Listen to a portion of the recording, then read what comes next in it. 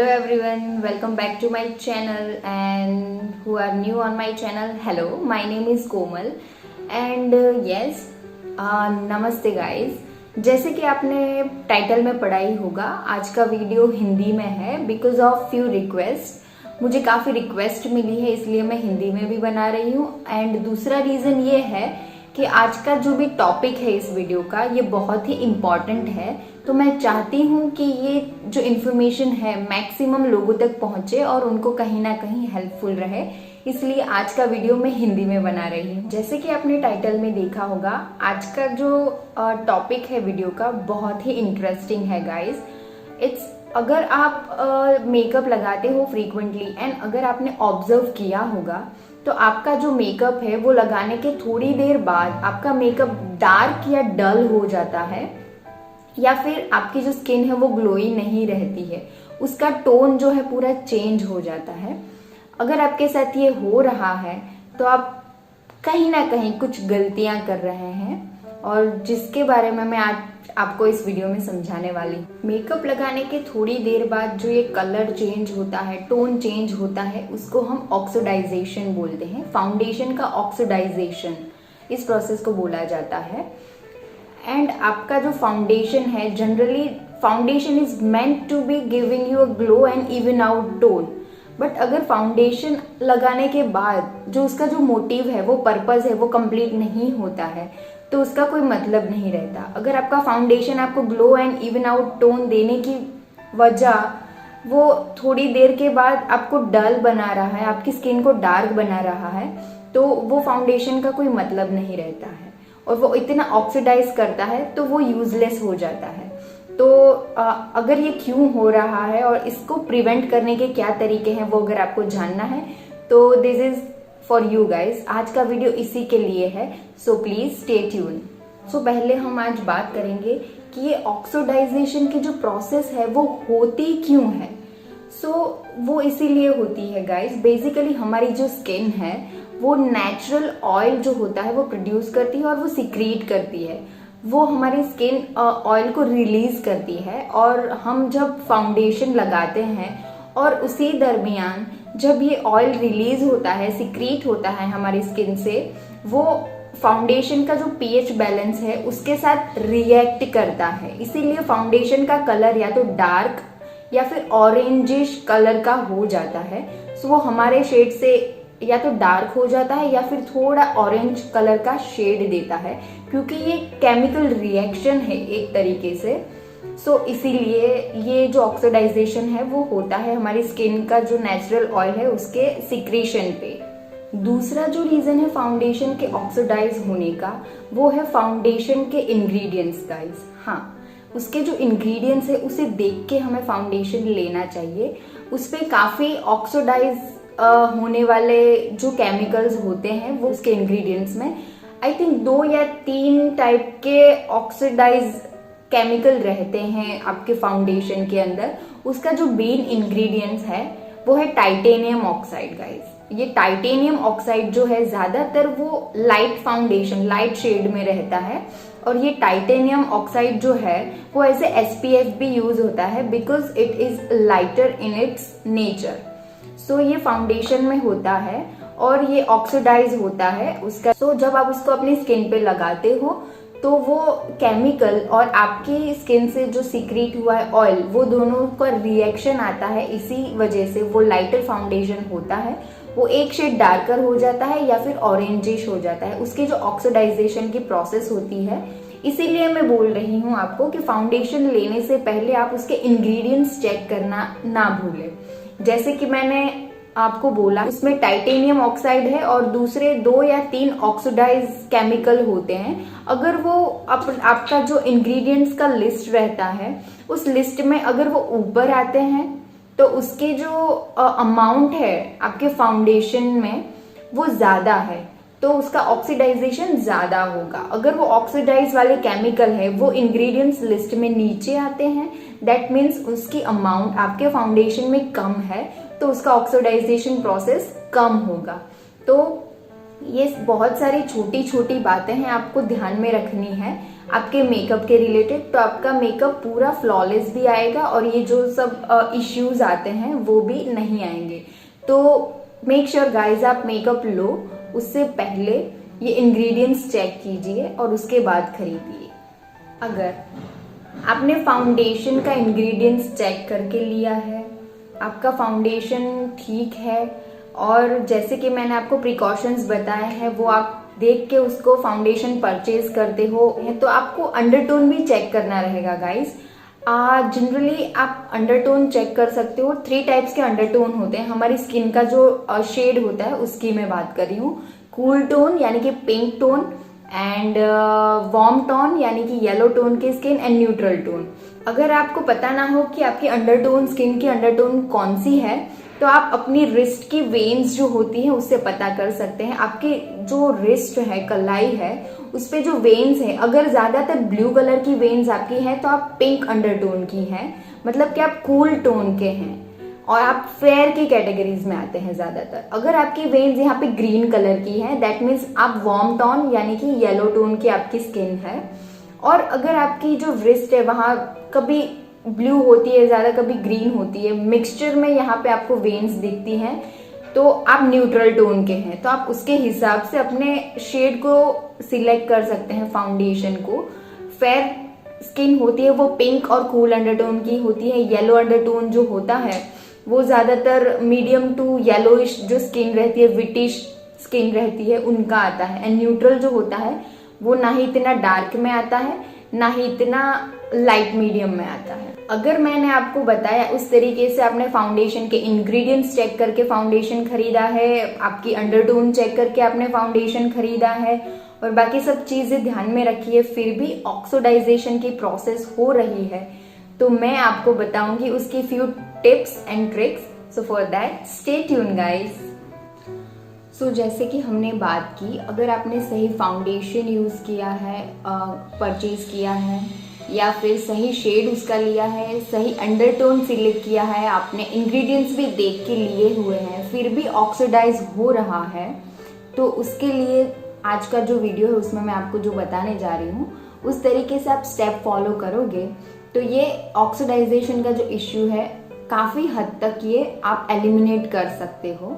सो आपको क्या करना है, सबसे पहले मेकअप लगाने से पहले आपको ऐसे सिंपल वाटर जो है लेना है और इसको स्प्रे करना है फेस के ऊपर पूरा इस तरीके से, और फिर टिश्यू लेके आपको सिर्फ उस पर डैब करना है इस तरीके से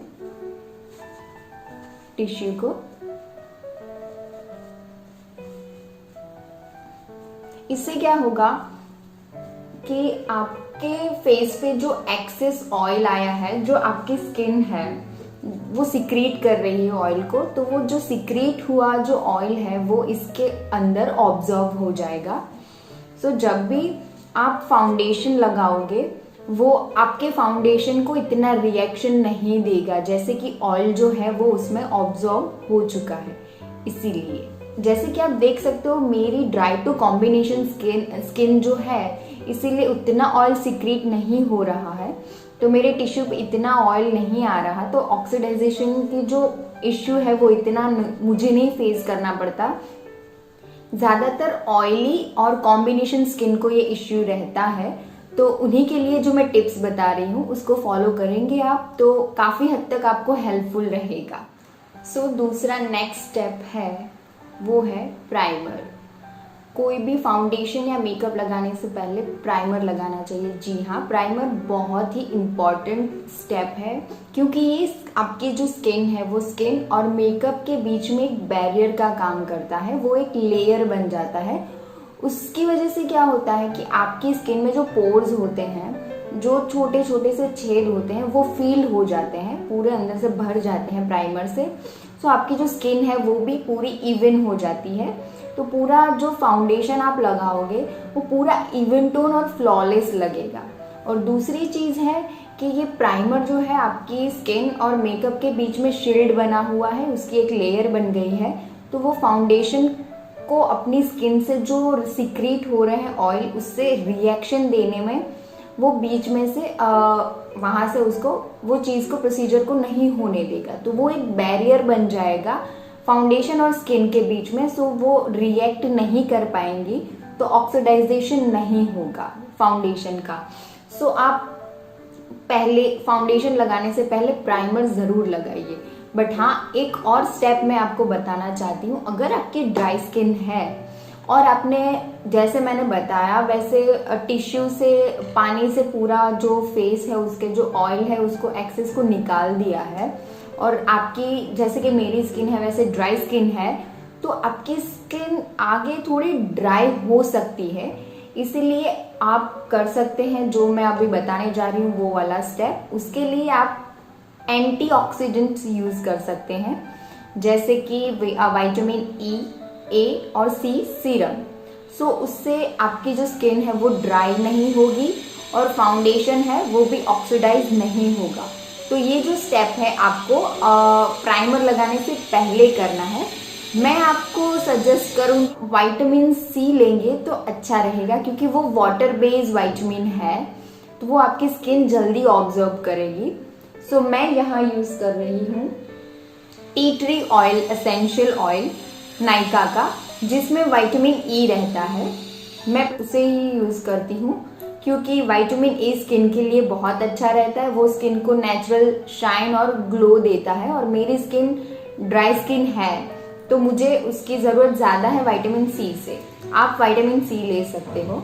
तो बिफोर अप्लाइंग प्राइमर आपको इस तरीके से उसके ड्रॉप्स ले लेने हैं फेस पे, और लाइट हैंड सर्कुलरी उसका ऐसे मसाज करना है पूरे फेस पे, और आपको 5 से 7 मिनट तक वेट करना है कि हमारी जो स्किन है वो इस ऑयल को या सीरम को पूरा अंदर सिप इन कर ले, और उसके बाद ही आप आगे का स्टेप कीजिए। इस तरीके से आपको ये प्राइमर और फाउंडेशन, किसी भी चीज से पहले आपको ये लगा लेना है सीरम। उससे ऑक्सीडाइजेशन प्रोसेस काफी हद तक कम हो जाएगी। जो ये tea tree oil essential oil है, मैं इसको इसीलिए यूज करती हूँ क्योंकि मेरी एक्ने प्रॉन स्किन है, इसमें एक्ने हो जाते हैं जल्दी से। तो ये जो है एक एंटी इन्फ्लामेटरी प्रोडक्ट है, तो इससे जो आपके पिंपल हो रहे हैं, एक्नेज हो रहे हैं, उसमें भी इससे काफी हद तक आपको रिलीफ मिलेगा। जैसे कि आप देख सकते हो, पूरा जो सीरम था विटामिन ई का टी ट्री एसेंशियल ऑयल वाला, वो मेरी स्किन में पूरा सिप इन हो चुका है। मुझे अभी कुछ फील नहीं हो रहा है कि मैंने कुछ भी मेरी स्किन पे लगाया है, वो पूरा अंदर ऑब्जॉर्व हो चुका है। सो अब हम आगे बढ़ेंगे प्राइमर पे। और प्राइमर में आप कोई भी प्राइमर यूज कर सकते हो, जैसे कि प्राइमर में अभी क्रीम बेस आते हैं और जेल बेस भी आते हैं, बट फॉर ऑयली स्किन मैं प्रेफर करूंगी कि आप जेल बेस्ड जो प्राइमर आते हैं जिसमें सिलिकॉन होता है वो यूज कीजिए, क्योंकि जेल बेस्ड प्राइमर है वो आपकी स्किन को काफी हद तक मैटिफाई कर देते हैं, वो मैट लुक देते हैं। तो मैट लुक से क्या होगा कि वो आपके फेस को मैट बना देंगे, ना कोई शाइन रहने देंगे, ना वो जो ऑयल सिक्रेशन होता है उसका कोई भी ग्लो वहां पे रिएक्ट नहीं करेगा।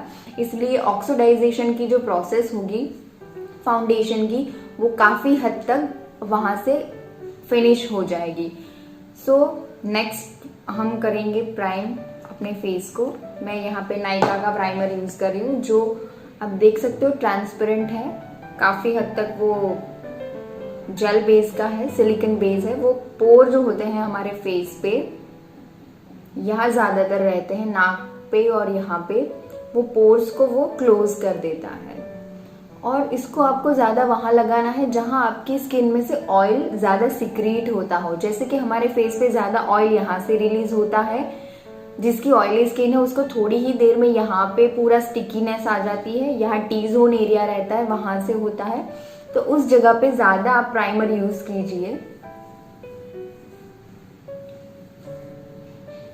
प्राइमर से क्या होगा कि आपका जो फेस है वो पूरा मैट लुक भी देगा, तो वहां पे आपका जो फाउंडेशन है वो भी पूरा फ्लॉलेस दिखेगा। सो आपके मेकअप के अच्छे लुक के लिए भी प्राइमर इंपॉर्टेंट है, और आपकी स्किन के प्रोटेक्शन के लिए भी प्राइमर इंपॉर्टेंट है। और जिस तरीके से हम आज का जो वीडियो बना रहे हैं ऑक्सीडाइजेशन इश्यू, उसको रिजॉल्व करने में भी प्राइमर इम्पॉर्टेंट है। तो प्राइमर एक बहुत ही इम्पॉर्टेंट स्टेप है मेकअप करने से पहले का। It's a basic step. तो इस तरीके से आप देख सकते प्राइमर इज डन। सो अब आप आगे बढ़ सकते हो कंसीलर या कलर करेक्टर्स जो यूज करने हैं उसके लिए, या फिर फाउंडेशन की एप्लीकेशन के लिए। सो प्राइमर की जो प्रोसेस थी वो हो चुकी है। नेक्स्ट हम जाएंगे फाउंडेशन पे, और as usual I am using Maybelline Fit Me foundation. और इंग्रेडिएंट्स देख के आप ले लीजिएगा जैसे कि मैंने आपको पहले बताया था। और अगर आप लोग मेरी ही तरह मेबेलिन का फिट मी फाउंडेशन यूज कर रहे हैं तो मैं बता दूं कि आप लोगों में से कई लोगों को नहीं पता होगा कि ये लोग इंग्रेडिएंट्स मेंशन कर रहे हैं, क्योंकि ये यहाँ पर नहीं दिख रहा। तो मैं आपको बता दूं कि यहाँ पे उन लोगों ने लिखा है पील फॉर द इंग्रेडिएंट्स। तो आपको अगर इस फाउंडेशन के इंग्रेडिएंट्स देखने हैं तो आपको यहाँ से इसको पील करना रहेगा। ये ब्लैक स्टिकर है, उसको आप पील करोगे तो यहाँ उसके नीचे वाइट स्टिकर है, उसमें इन लोगों ने पूरा इंग्रेडिएंट स्टिकर दे के रखा हुआ है। तो आप ऐसे यहाँ पे इंग्रेडिएंट्स देख सकते हो। इसमें ऑक्सीडाइज होने वाले जो इंग्रेडिएंट्स हैं वो लिस्ट में ऊपर इतने नहीं हैं। तो इसमें उसका अमाउंट ऑक्सीडाइजेशन वाले जो भी टाइटेनियम ऑक्साइड या कोई भी जो इंग्रेडिएंट्स हैं वो इतनी अमाउंट में इसमें नहीं है, इसलिए ये कम से कम ऑक्सीडाइज होता है। At least on my skin I have experienced it, वो इतना ऑक्सीडाइज नहीं होता है। तो फाउंडेशन लगाते हैं हम। जैसे कि मैंने पिछले मेरे वीडियोस में बताया है, फाउंडेशन आप ऐसे डॉट करके लगा सकते हो अपने पूरे फेस पे।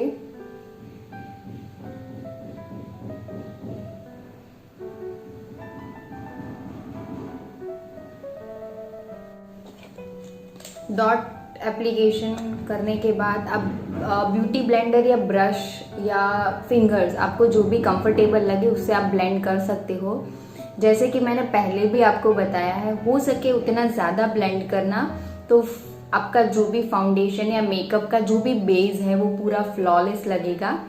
मैं यहाँ पे ब्यूटी ब्लेंडर यूज़ कर रही हूँ ब्लेंड करने के लिए, और अपना फाउंडेशन में ऐसे उसको टैप करके फेस के ऊपर ब्लेंड कर लूंगी।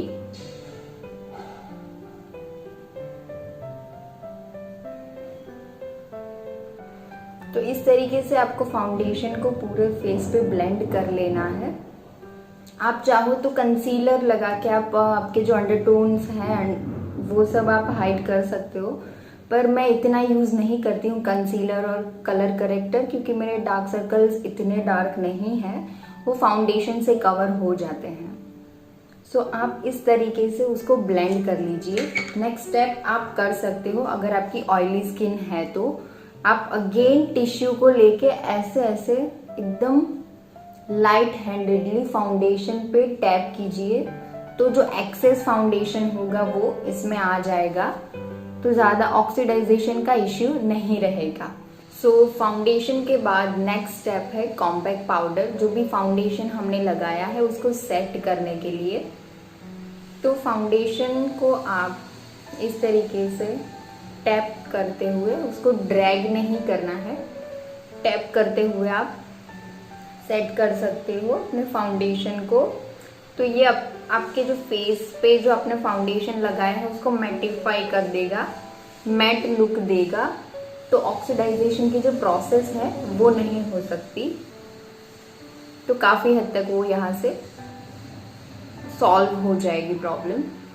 और एक चीज़ मैं बताना चाहती हूँ, कॉम्पैक्ट अगर आप ड्राई स्किन है तो कॉम्पैक्ट को ऐसे आप लगाओगे तो मे बी वो आपको ड्राई पैचेस फेस पे देगा।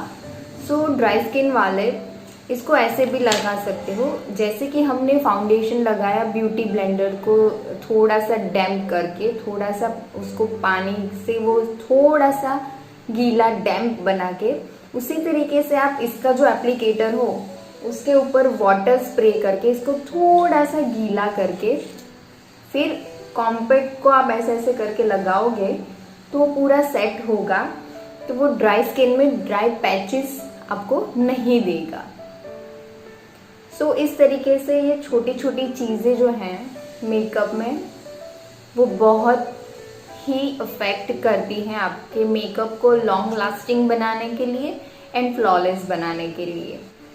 मैं एक और चीज़ बताना चाहती हूँ, काफ़ी लोग ऑक्सीडाइजेशन की प्रोसेस के लिए, जैसे कि मैंने आगे बताया, वो अपनी स्किन से एक लाइटर शेड पसंद करते हैं फाउंडेशन का, ताकि वो थोड़े लगाने के थोड़े टाइम बाद वो ऑक्सीडाइज हो, डार्क हो, तो वो अल्टीमेटली अपनी स्किन टोन के साथ मैच हो जाए। तो आप अगर फाउंडेशन को लाइटर टोन में ले रहे हो तो आई वुड सजेस्ट कि आप कॉम्पैक्ट को एक लाइटर टोन लीजिए अपनी स्किन से। तो वो ऑलरेडी अपने फेस पे हम लास्ट में लगाते हैं, तो सबसे ऊपर का जो लेयर है वो कॉम्पैक्ट का होता है, तो उसको आप अपनी स्किन से एक टोन लाइटर ले सकते हो। तो जो भी फाउंडेशन है वो अंदर के लेयर में है, उसका जो ऑक्सीडाइजेशन होगा वो इतना बाहर इफेक्ट नहीं करेगा। तो हाँ, ऑक्सीडाइजेशन की जो प्रोसेस है उसमें आप कॉम्पैक्ट को लाइटर लेके भी ये चीज़ को, इस प्रॉब्लम को टैकल कर सकते हो। So as you can see, I am back with my routine makeup guys, and foundation को लगाए हुए भी मुझे आधे घंटे के ऊपर हो चुका है। तो आप देख सकते हैं कोई भी ऑक्सीडाइजेशन प्रोसेस नहीं हुआ है। सो जितनी भी टिप्स और ट्रिक्स मैंने आज आपको इस वीडियो में बताई, आई होप ये कहीं ना कहीं आपको हेल्पफुल रहेगी गाइज। एंड यस, आपको अगर मेरा वीडियो पसंद आया हो तो please like, share and subscribe my channel. Thank you so much. मिलते हैं नेक्स्ट वीडियो में गाइज, बाय।